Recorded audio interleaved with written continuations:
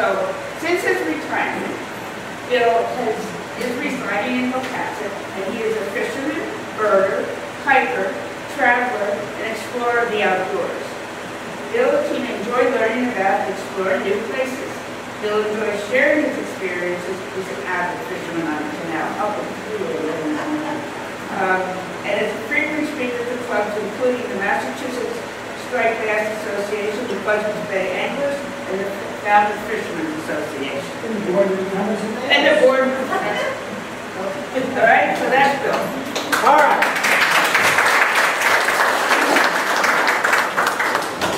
Well, I want to thank the Cataumet Schoolhouse, Captain Joyce, for inviting me to speak. I'm going to look at my notes just to get me rolling. I want to get through the thank you, which I've done. We're going to talk about Cuttyhunk Island. We're going to talk about its history, how to explore. I might even mention a few things about fishing, but I cut most of that out. If those of you interested in fishing, I'll talk to you later. That could be next week. My wife, I discovered Cutty as a fisherman in the early 2000s. Tina is discovered as a great gallery. It's very near. It's 28 miles as the crow flies, but some people have never been. A lot of people have been multiple times. But when you're there, you feel so far away. So there'll be plenty of time for questions in the end. So let's roll. Where is Cuttyhunk? Some people know, some people don't. Cuttyhunk is this little island here at the end of the chain of the Elizabeths. Woods Hole, Martha's Vineyard, southeastern Massachusetts, Michon Point, which is basically in Dartmouth, New Bedford Harbor's here. So it really is right near Buzzards Bay, Vineyard Sound, the end of the Elizabeths. Next slide. Cuttyhunk Island, Michon Point. By the way, there's a great big estate at the end of Michon Point. They sail for like 25 million. There's a Cliffs, Nashalina Island, Woods Hole, all of Tricks Hole, all of the cuts through the Elizabeths. All right. So, the quick view of what Cuttyhunk looks like from the air. When you come out of New Bedford, you come this way, to Cataumet Channel, you come into Cuttyhunk Harbor. There's the ferry dock here. We'll talk about a little bit about that. There are the fishing dock, and this is where some of the classic old fishermen who were guides, that's where they were tied up, but there's lots of places to buy food, proper food. There's Barges Beach I'll talk about, Churches Beach, Tower Hill. Cuttyhunk Fishing Club is right here. We'll talk a little bit about that. And there's an oyster farm here, there's a Gosnell Island here. Next slide. So, as I say, you come in to Cuttyhunk Harbor. If you're a sailboat person, you know that you can moor out here or inside. Power boats, a lot of them tie up here. The beaches, the western pond. As you can see, it's a very sparsely populated island. I'll mention a little bit more details about that. The Tower Hill is right here, it's the highest point. Next. It's a beautiful place. I'm just going to settle this up with a few nice pictures. So, again, I found Cuttyhunk because of the fishing club. It was built in 1864. This is the fishing club here, this is their front lawn. Their Adirondack chairs, and you get some great views. Just like the rest of a lot of the Cape Cod, we have cliffs here. We're looking over from the Barges Beach. Next. We're looking north. There's a bit of Button Vineyard Sound, Nashalina Island. We're on the front lawn of the fishing boat. Next. Now we're on Tower Hill. We're looking north. or we're looking actually northwest. This is New Bedford, Cuttyhunk Island, Churches Beach. It's a small island. I've walked pretty much the whole thing. Sometimes in the course of just one evening of fishing, I'll walk the entire island. Yes. The Ashelina from Tower Road. Now we go up. You can see we're picking up a little bit of height. There is the church there. There's a wonderful weather vane on the church. This is still part of Cuttyhunk Island. The largest beach swings in here. And it's a very nice project. Next. Now, a little bit about the history. Bartholomew Rosenwald had a ship. He came here in 1602. The painting is from New Bedford Railway Museum. Rosenwald named Cape Cod. He named Martha's Vineyard after his daughter Martha and Robinson grapevines. He also explored Virginia and New England and was instrumental in founding Jamestown.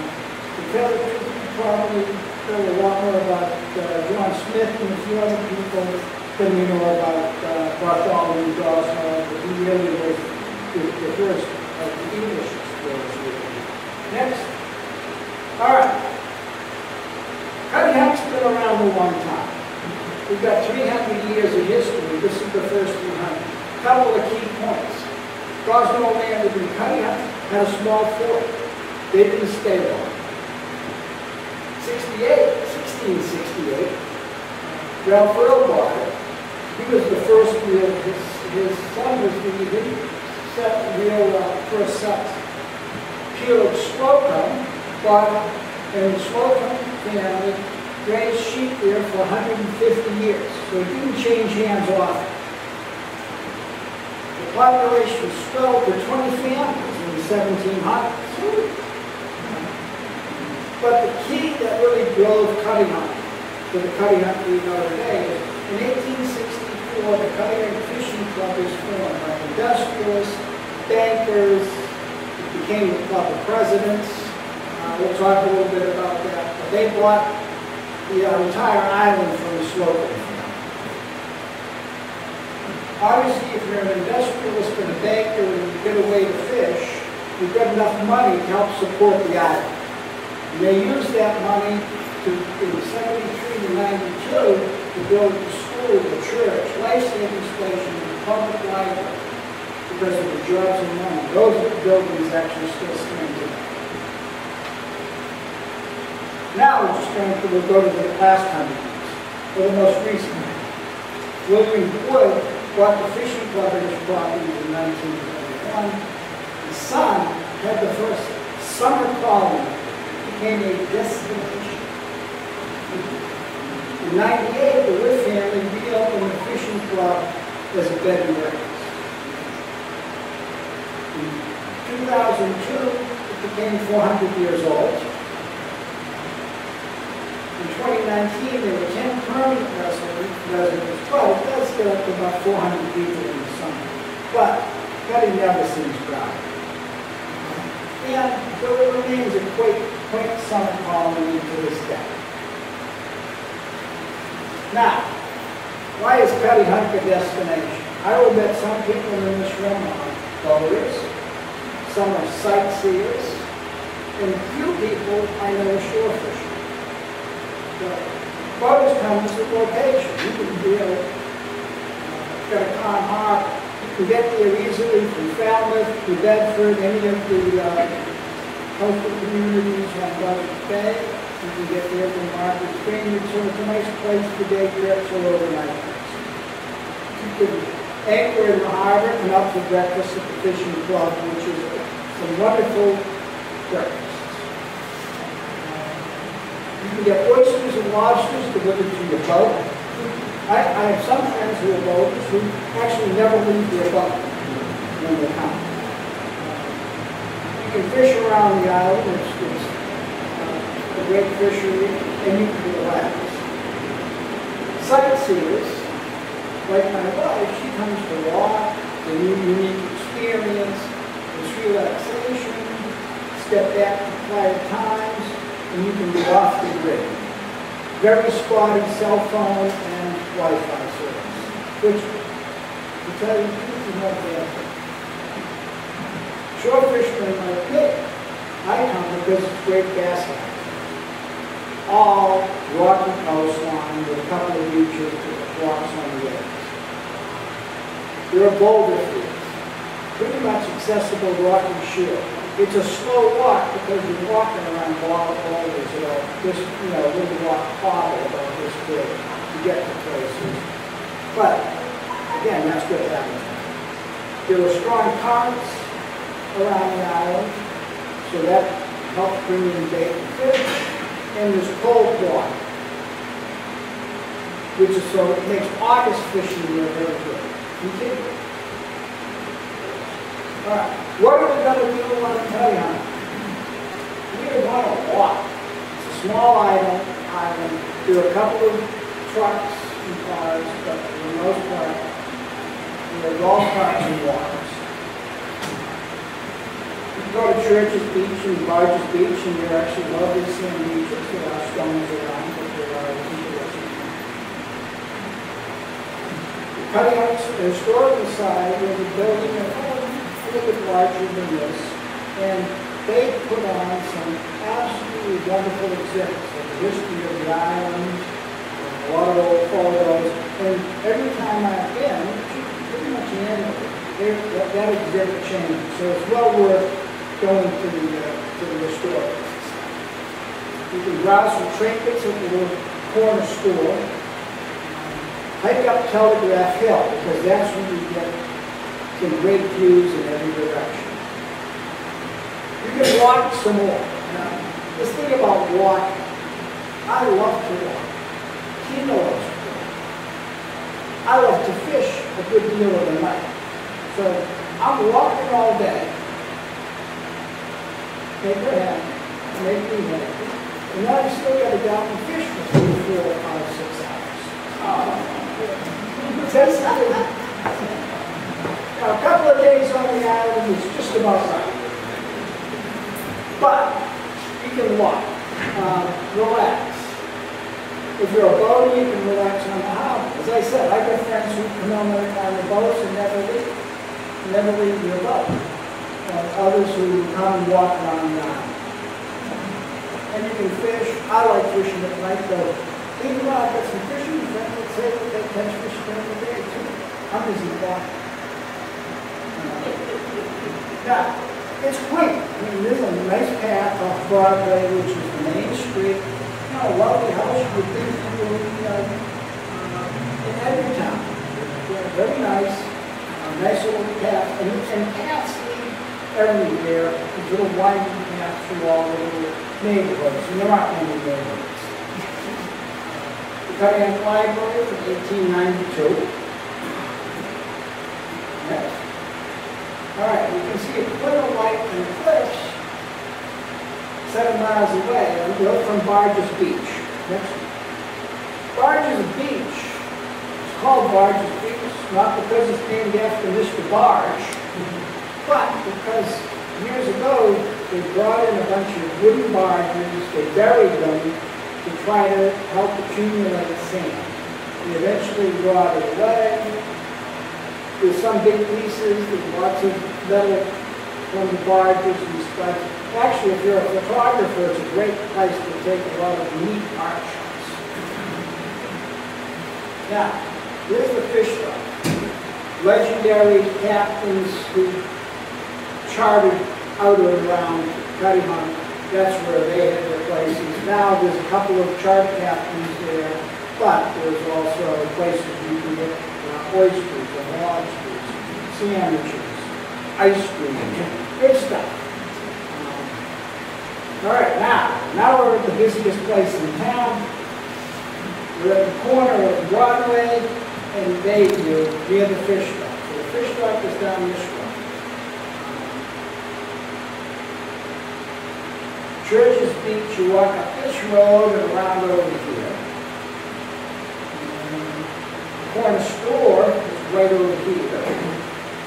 And the Island Market, which is open except for a little bit of time it was closed after the ferry comes in so they can restock. But that's where we pick up our vegetables, we can pick up sandwich, we can eat for lunch, or we can pick up something that is going to cook on the island or on the boat. August 2020, facing us in the inventory. Next. Now we're on Tower Hill. We're looking southwest. Roswell Tower Monument that was built in 1902 is on a little island. This is where the Island Oyster Company goes to work. One day, in my early years,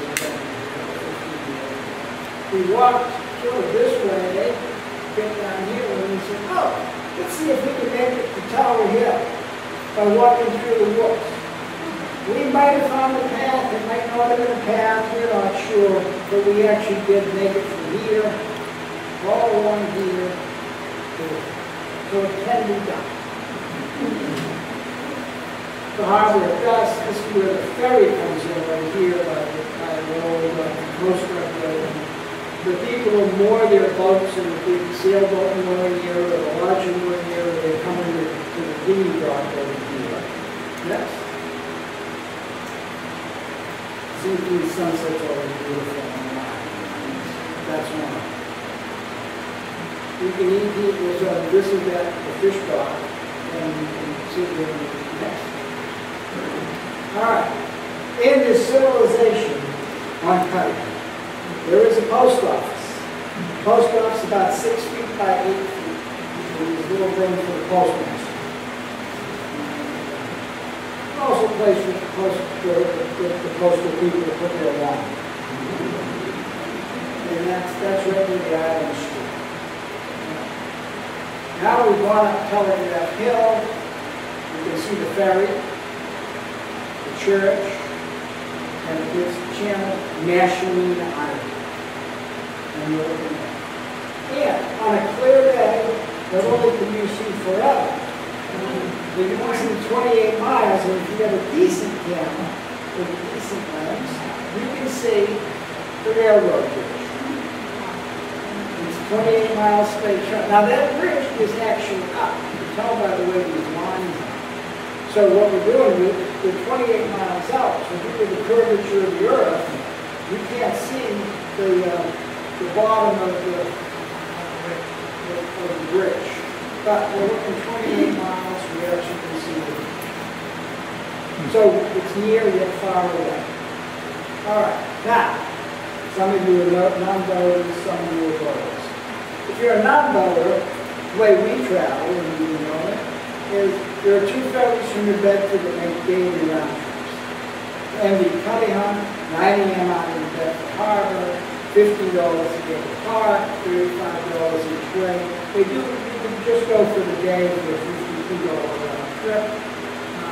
It's at State Pier, right here where the C Street ferry is. It's a whale watch size ship. If you've been on a whale watch, it's about that size of the park. Then there's the Cuttyhunk water taxi, which is known as the Schoolhouse. I know a lot of guys that can take that over when they go on a fishing trip. They'll pick a time, it's more convenient for them than mine. Their schedule varies, their price varies. They got very close to the next. So here's a view. This is from the back of the ferry. And this is one of many Nantucket hardships. There's one being restored in East Boston right now. I read an article in Yankee magazine, someone who's turning one into a bed and breakfast. There are several of them around. They're a beautiful ship because of the white deck. The schooner Ernestina, if anybody knows the founder history or the boat history or the Southeastern Mass history, they would know that Ernestina brought a lot of people from the Cape Verde Islands into southeastern Massachusetts and went to Cape Cod. And that was on the steam, and that was being restored there. It was part of the lighthouse. Now we're leaving New Bedford Harbor. Over here is the The Whale Museum, if you have ever been there. The Whale Museum. These are all scholar books. Bedford is either, depending on how it's counted, but it's either number 1 or 2 for the most commercial seafood caught at any port in the United States. It's all about the scallops. So if you're a visitor, eat some scallops, they're local, they're great. And if you're not a visitor, eat some scallops, they're local, and they're great. All right, now we're leaving hard. Now, there's Schoolhouse Island, which I mentioned is just north. It's full of Highland cows. They come down, and one camp hits the channel, and they in there, they do a little wading, they cool off, they lick the rocks and get some salt, and they're always a pleasure to see. Now we're at the ferry dock, and we're looking across and we see the main set of buildings. This is most of the houses on Cuttyhunk are in this picture. The fishing club is way up here on the hill. Next. All right. Now boats. If you're a boater, you probably know more about going to Cuttyhunk than I do on a boat. I've talked to folks. It's easy access from the mainland, across or down Buzzards Bay, or down the Elizabeth and David Sound. There are docks, there are inner harbor moorings, and outer harbor moorings, depending on how much you probably want to pay and how much you want to do. The harbor master is George Isabel. The phone number for him, you can get all that information online, or by email. And pretty much May 15th, October 15th, that harbor is open.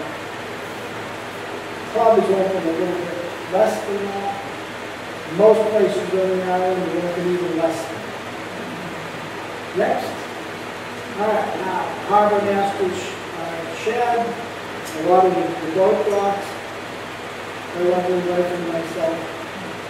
Closed. Those are what inner harbor moorings look like. Real estate. I mentioned, in 1864 they built the fishing boat. It is still used today.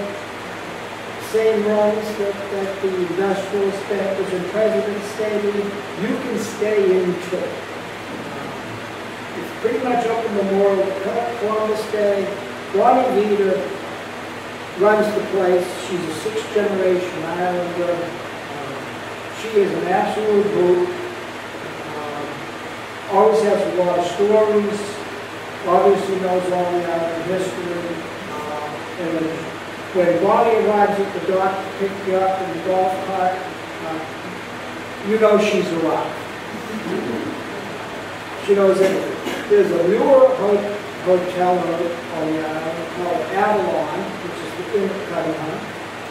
I've never stayed here, but I've walked by. It's right near the club and the fishing club. Very nice. And they also have various rentals. So if you go online to Cuttyhunk, each place rentals. You can go weekday, do a couple of nights, midweek, a little cheaper than you on the weekends. But there are accommodations. So this is what the fishing club looks like. And this is the fishing club recently. This porch here is where they primarily serve breakfast. Every day from about 8 o'clock to about 11, maybe 12. I used to come back from fishing, take a nap, and we make it down around 10.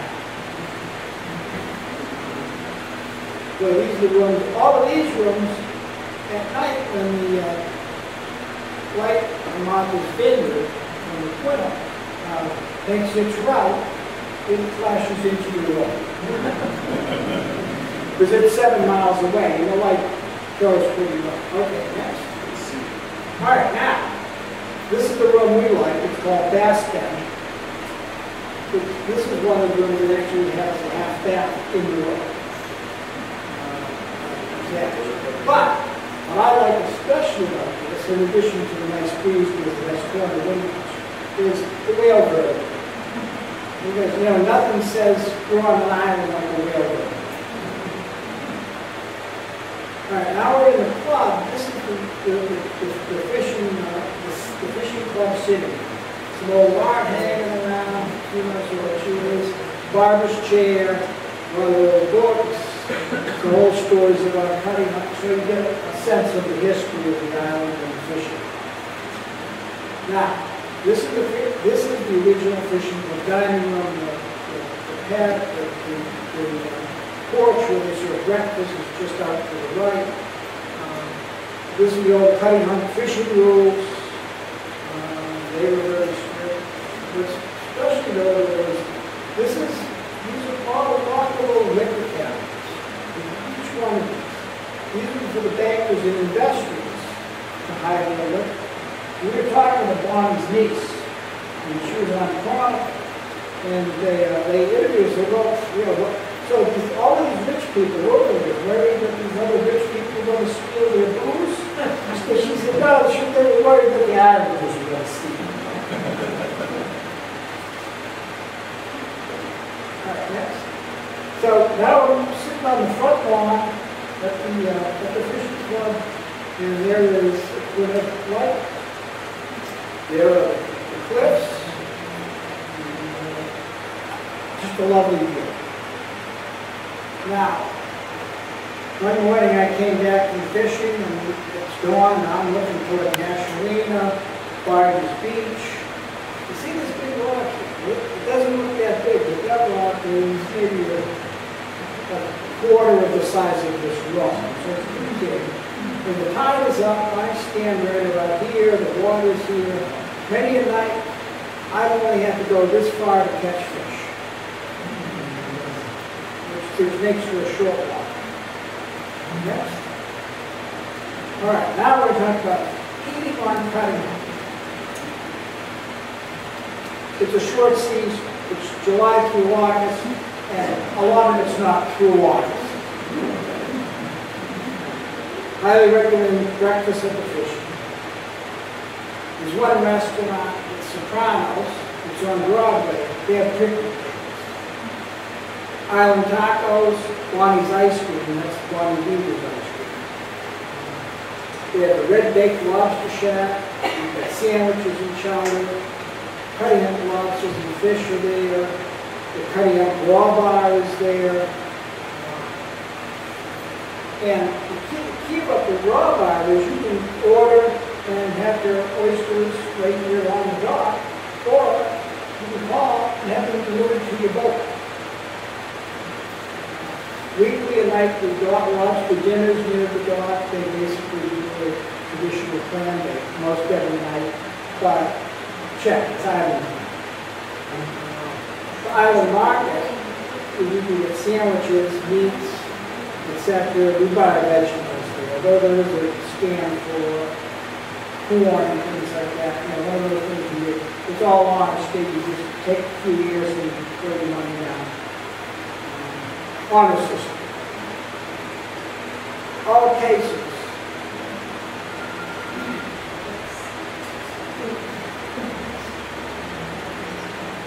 Hours vary, it's island time. So check. So this Sopranos is the Blues Brothers. Pizza oven is back over here in the garage. Next. Island tacos, they've got the grill set up at the dock. I ordered my oysters, these guys are ringing up my order. I'm eating oysters, he's definitely allergic to them. But I'm not. Here they are preparing oysters for the afternoon delivery. And now we're delivering them to the house.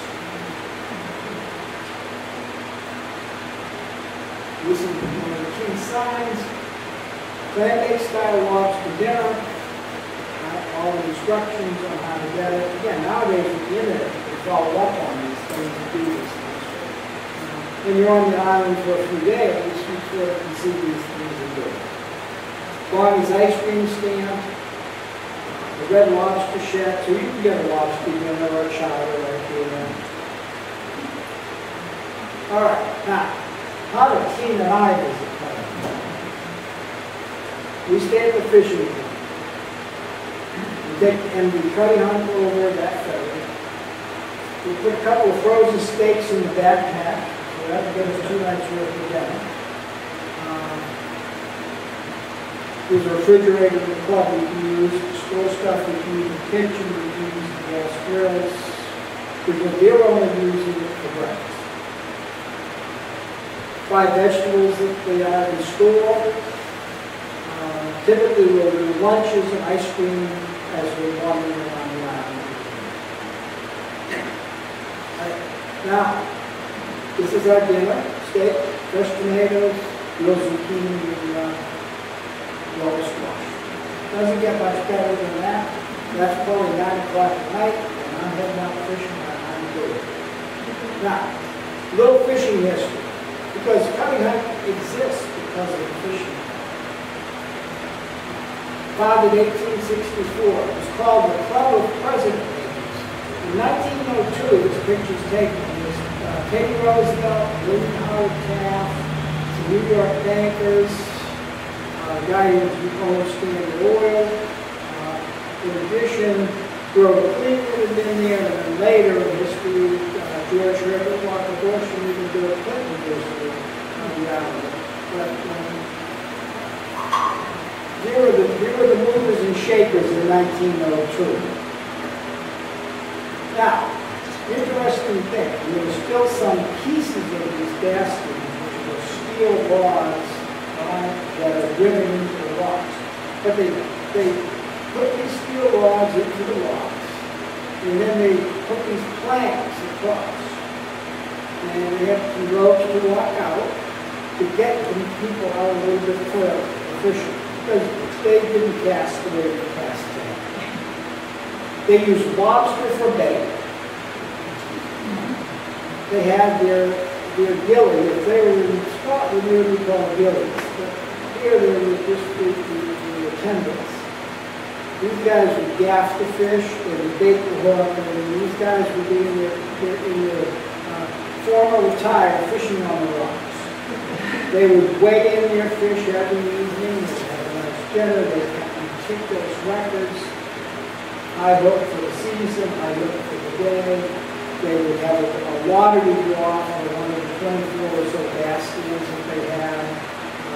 So people would get their basket. Next. All right. Record strike is required on Cuttyhunk. Massachusetts record of 70 pounds, Brooks Hole, which is on the other side of the National Arena, by Charles Church of Church's Beach in 1913. Charlie Sitka, who I actually know, or knew before he passed away, from the Massachusetts State Gas Association years, he caught a 73-pounder in the boat out of that fish pond in 1967 after the Salmon picture. The fish, I did mention it. Walk and explore, find your spots. Basically, all fishing. In front of the club, there are bowling fields. One quick story about in front of the club. Bonnie had somebody that was sitting around. He said, "What are you doing?" She said, "Get up and fish." He picked up the rod out, and lo and behold, caught a 30-pound bass. At least that's what the story that Barney tells, and who's going to disagree? Bowling fields on the southwest shore. I have friends who like fishing along the beach edges or along the beaches and the entire island. What's nice is when the wind brings up the weeds, you can fish on one side. So one night I was having great luck fishing facing Garden Field, then the wind shifted. The next time I went over, I just had to walk 15 minutes across the island, and I could fish facing the Bedford, and still have wonderful, beautiful fishing 15 minutes away from where it was the first day. A friend of mine, a guy named DJ Muller, for those fishermen, he wrote a book, Surf Casting, Block Island, and Cuttyhunk. Great book. talks about how to fish both islands. Next. Gotta have the obligatory picture of Western bass. And caught, quickly photographed, and quickly released. Now I'm looking down from the front of the club. Over here by these rocks, there's a bass stand. There's some remnants of a bass stand you can see. But, the tide's starting to come in. Notice the fog. That's that big rock I was talking about, starting to be a little less exposed. More fish hanging around over there. The other thing you notice, this is probably 10 o'clock in the morning. And you cold water around Cuttyhunk. You get a warm August day, some humidity, and you get some cold water. You basically have fog hanging around a good part of the morning. Everybody ready for lemonade and cookies?